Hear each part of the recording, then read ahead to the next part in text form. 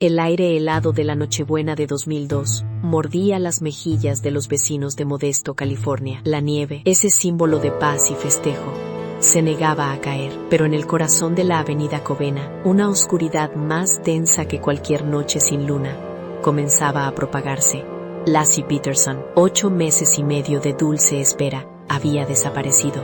Se esfumó, como si la propia Navidad se la hubiera tragado. Su esposo, Scott Peterson, un hombre de sonrisa fácil y mirada cautivadora, emergió de las sombras no como un sospechoso, sino como la encarnación misma del dolor. Se presentó ante las cámaras, con los ojos enrojecidos y la voz quebrada, implorando a cualquiera que tuviera información que se presentara. Su rostro, transmitido una y otra vez en noticieros locales y nacionales, se convirtió en el rostro de la desesperación pública. Por favor, tráiganme a mi Lassie de vuelta, clamaba, mientras el mundo se unía en una ola de simpatía, compartiendo su supuesta angustia. Pero detrás de esa lágrima aparentemente genuina, se escondía una verdad mucho más sombría, una verdad que él se esforzaba desesperadamente por ocultar, una verdad que involucraba a un amante, mentiras elaboradas y un plan macabro que cambiaría para siempre la vida de Lassie y el bebé Connor, antes de que siquiera tuvieran la oportunidad de ver la luz del día. ¿Podría un hombre que parecía tan devoto, tan desconsolado, ser capaz de cometer un acto tan impensable? La respuesta, como veremos, es un rotundo y aterrador sí, y la manera en que fue descubierto es tan cinematográfica como escalofriante. La historia de Lassie Peterson es un recordatorio desgarrador de que la maldad puede, a menudo, disfrazarse de normalidad. Scott Peterson, un hombre aparentemente exitoso y querido, vivía una doble vida que culminó en uno de los crímenes más impactantes de Estados Unidos. Para comprender la magnitud de su hipocresía, debemos retroceder y conocer a la mujer que Scott arrebató de este mundo. Lassie Peterson no era solo una esposa esperando dar a luz, era una profesora de secundaria amada por sus alumnos, una amiga leal y sobre todo, una futura madre llena de esperanza y sueños para su hijo. Vivía en Modesto, una tranquila ciudad en el Valle Central de California, donde ella y Scott se habían mudado buscando una vida familiar idílica. Lassie era descrita por todos quienes la conocían como una persona radiante, amable y genuina. Sus amigos relataban cómo estaba entusiasmada con la llegada de su bebé, Connor, a quien ya le habían comprado ropita y preparado la habitación.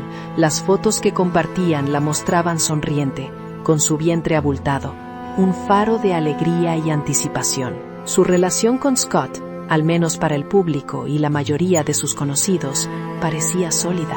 Scott, por su parte, se presentaba como el esposo perfecto, un hombre dedicado a su trabajo como vendedor de pesticidas y un futuro padre comprometido. Sin embargo, detrás de las apariencias, una grieta profunda comenzaba a agrietar su fachada. Semanas antes de la desaparición de Lassie, Scott ya estaba planeando su escape, o al menos su coartada. Fue en este oscuro preludio donde la figura de Amber Frey entró en escena. Amber, una masajista de San Diego, conoció a Scott a través de un sitio de citas online. Lo que ella no sabía, al principio, era que Scott se había presentado como un hombre soltero, recientemente viudo. Días antes de que Lassie desapareciera, Scott le estaba contando a Amber Frey que Lassie estaba muerta. La ironía y la perversidad de esta mentira es escalofriante. Le estaba asegurando a su amante que su matrimonio había terminado, no por un divorcio, sino por la trágica muerte de su esposa, que aún vivía y estaba a punto de darle un hijo. Esta premeditación, esta anticipación del resultado fatal, es una de las claves que revelan la monstruosa naturaleza del crimen. El hecho de que Scott estuviera tejiendo estas elaboradas falsedades mientras Lassie disfrutaba de sus últimas semanas de embarazo, añade una capa de horror insoportable a la historia. Nos muestra que la desaparición de Lassie no fue un acto impulsivo, sino el resultado de un plan cuidadosamente urdido, diseñado para liberarlo de su matrimonio y, presumiblemente, permitirle comenzar una nueva vida con su amante, libre de las responsabilidades de un padre y esposo.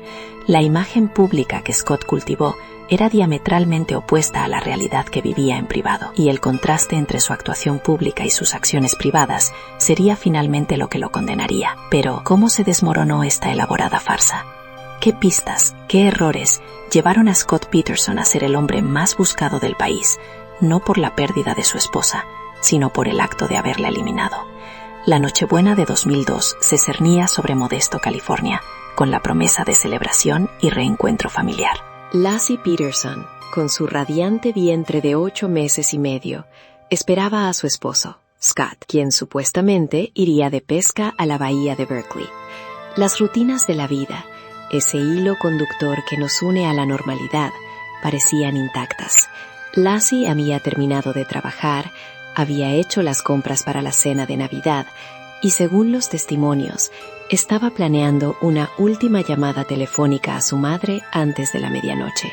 Sin embargo, el reloj avanzaba y Scott no aparecía.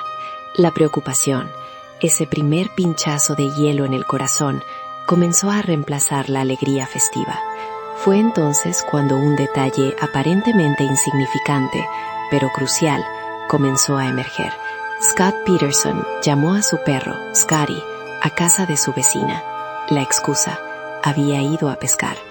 Al intentar localizar a Lassie, la casa estaba vacía, silenciosa, perturbadoramente normal. Las luces estaban encendidas, las compras de Navidad en la encimera, pero Lassie no estaba. La llamada a la policía se convirtió en el punto de inflexión. Lo que al principio se percibió como una posible desaparición trágica, pronto se transformaría en una de las investigaciones más mediáticas y complejas de la historia reciente de Estados Unidos. La ausencia de Lassie no era un vacío, sino un grito silencioso que resonaría a través de los medios de comunicación y en los corazones de millones de personas. Y el hombre que más tarde se presentaría como el doliente esposo era en realidad el arquitecto de esa ausencia. La investigación inicial se centró en la persona más cercana a Lassie, su esposo. Las preguntas al principio eran de carácter informativo. Las respuestas de Scott eran evasivas, inconsistentes y a menos contradictorias. Dijo que había ido a pescar solo a la bahía de Berkeley, pero esta coartada pronto comenzaría a desmoronarse bajo el escrutinio de los investigadores. Había algo en la actitud de Scott que perturbaba a los investigadores. No parecía el hombre desesperado que busca a su esposa embarazada desaparecida. Su comportamiento era extrañamente calmado, casi desapegado, en contraste con la angustia que se esperaría de alguien en su situación. Esta frialdad, esta ausencia de la desesperación genuina que mueve a los seres humanos en momentos de crisis, comenzó a pintar un retrato inquietante. ¿Por qué iría a pescar en la víspera de Navidad, dejando a su esposa embarazada sola en casa, especialmente cuando se suponía que ambos debían celebrar juntos la llegada de su hijo? La pregunta resonaba, y la ausencia de una respuesta lógica y convincente solo alimentaba las sospechas. Los investigadores pronto descubrieron una parte de la vida de Scott que él había mantenido celosamente oculta. Su celular revelaba llamadas y mensajes de texto que no encajaban con la imagen del esposo devoto. Fue en este punto donde el nombre de Amber Frey comenzó a emerger. La mujer de San Diego que creía estar saliendo con un hombre viudo y solitario. La verdad era que Scott Peterson estaba engañando a Lassie y mintiendo a su amante. Todo ello mientras planeaba la desaparición de su esposa embarazada. La premeditación se hacía cada vez más evidente. La idea de que Scott pudiera haber estado planeando la muerte de Lassie mucho antes de que ella desapareciera añadía un nivel de horror adicional. La investigación se intensificó, pasando de una búsqueda de persona desaparecida a una caza de un posible asesino. Cada entrevista, cada registro, cada pista parecía reafirmar la creciente convicción de que Scott Peterson no era una víctima de las circunstancias, sino el autor principal de esta tragedia. ¿Y qué encontró la policía en el barco de pesca que Scott afirmaba haber utilizado esa fatídica Nochebuena? La investigación sobre la desaparición de Lassie Peterson se intensificó de manera vertiginosa. La aparente normalidad de la casa de los Peterson en Modesto contrastaba bruscamente con la creciente sospecha que rodeaba a Scott. Los detectives, al interrogarlo, notaron inconsistencias en su relato. Scott insistía en que había ido a pescar solo a la bahía de Berkeley el día de la desaparición de Lassie. Sin embargo, las cámaras de seguridad de una tienda de aparejos de pesca en la zona lo mostraban comprando equipo de pesca el 23 de diciembre, un día antes de la desaparición de Lassie. Este detalle, aunque no concluyente por sí solo, alimentaba las dudas sobre su coartada.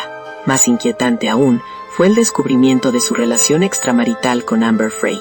Amber, una masajista de San Diego, relató a los investigadores que Scott se había presentado como un hombre soltero, que su esposa había fallecido recientemente y que él estaba luchando contra la soledad.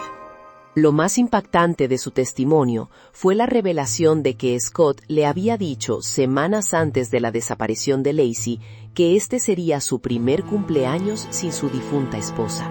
Esta revelación fue demoledora para la defensa de Scott. Demostró de manera contundente que Scott ya había planificado la muerte de Lacey antes de que esta ocurriera.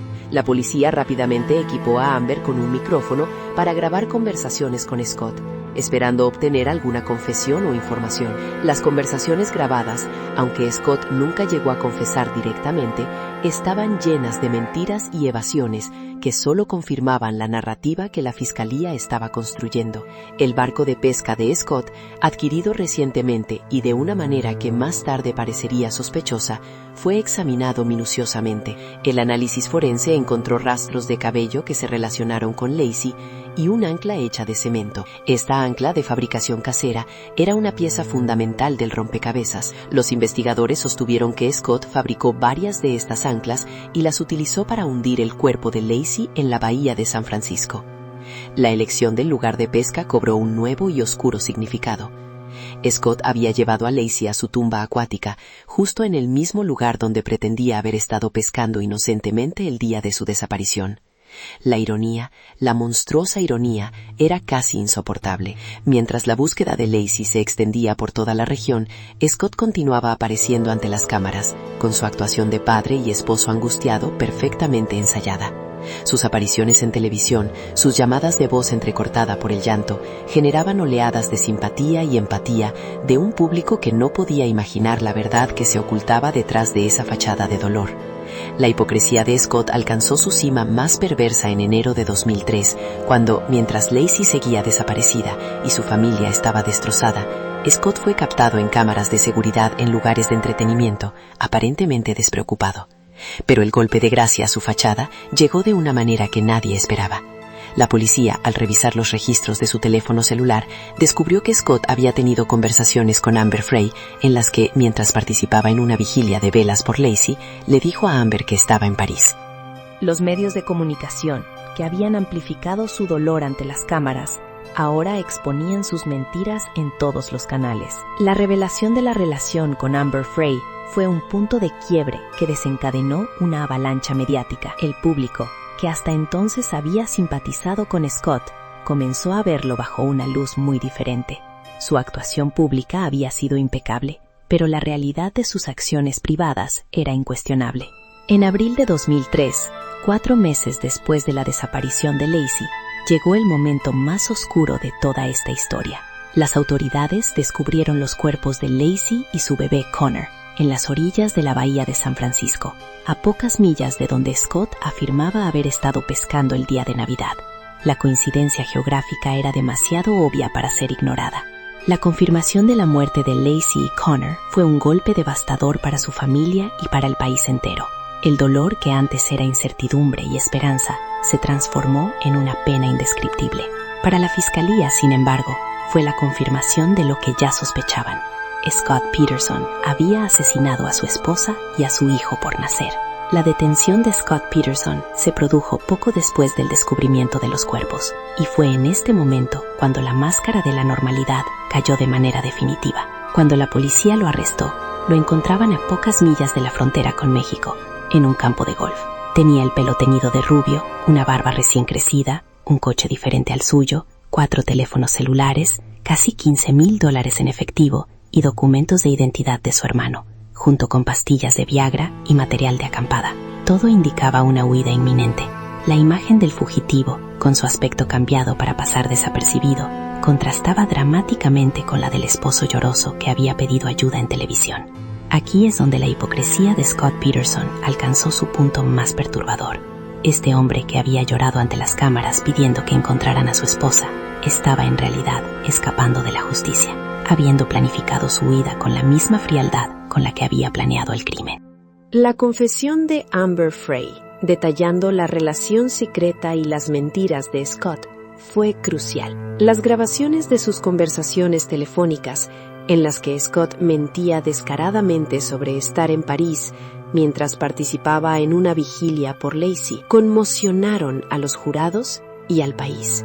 La carencia de evidencia directa, como un arma homicida o testigos presenciales, obligó a la Fiscalía a construir su caso sobre una acumulación de evidencias circunstanciales: la relación secreta, las mentiras, el comportamiento extraño, la compra del barco semanas antes de la desaparición de Lacey, los rastros de ADN encontrados en el barco y el ancla de cemento fabricado en casa.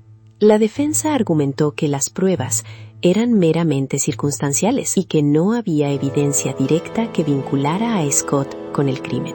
Señalaron la posibilidad de que el barco hubiera sido utilizado por la familia en otras ocasiones, lo que podría explicar los cabellos de Lacey.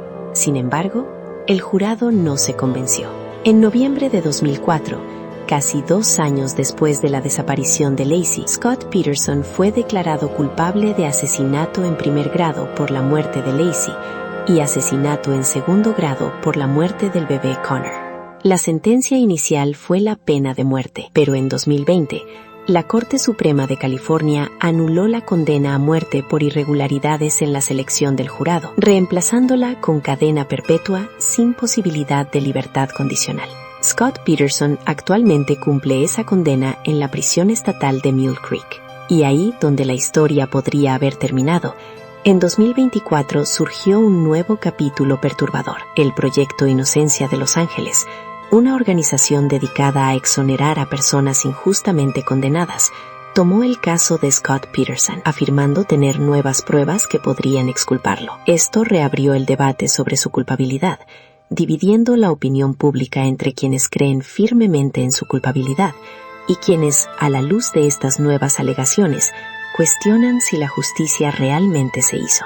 Un juez de San Mateo incluso concedió una audiencia para revisar estas nuevas evidencias, incluyendo pruebas de ADN en cinta adhesiva encontrada en los restos de Lacey. Aunque este último desarrollo podría abrir nuevas puertas, el núcleo de la historia de Scott Peterson permanece inalterado. El asesinato de Lacey Peterson y su bebé Connor fue un acto de inimaginable crueldad. La imagen de Lacey, sonriente y llena de vida con su embarazo, contrasta desgarradoramente con el final que su esposo le reservó. El caso Lacey Peterson no solo conmocionó a Estados Unidos, sino que tuvo un impacto legislativo concreto.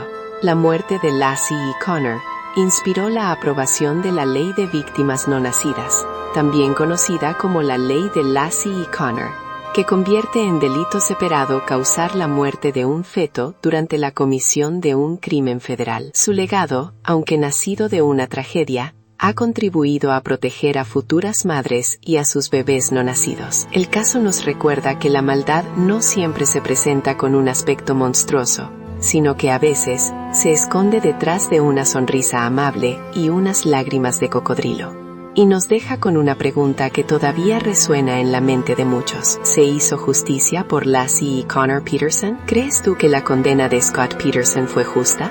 ¿O crees que las nuevas pruebas del Proyecto Inocencia podrían cambiar el resultado? Déjanos tu opinión en los comentarios. Tu voz importa. Y recuerda suscribirte a Fractura Real para más historias que te harán cuestionarlo todo. El caso El Mataviejas nos enseña que incluso en las ciudades más grandes y modernas, las sombras pueden acechar, y que la memoria de las víctimas y la justicia son faros que deben guiarnos para construir un futuro más seguro y humano.